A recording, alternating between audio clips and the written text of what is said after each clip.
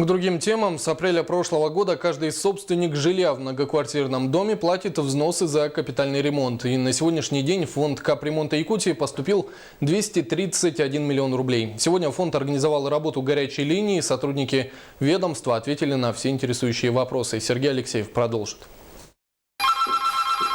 Фонд капитального ремонта.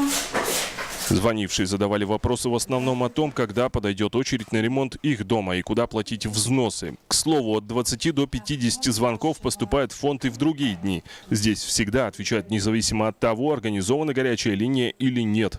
У нас каждый день работает горячая линия, вот сотовый номер у нас указан во всех квитанциях по оплате за взносы капремонта. В республике на сегодняшний день в списке домов, в которых проведут капремонт, находится 6885 многоквартирок. В год планируют ремонтировать около 250 домов.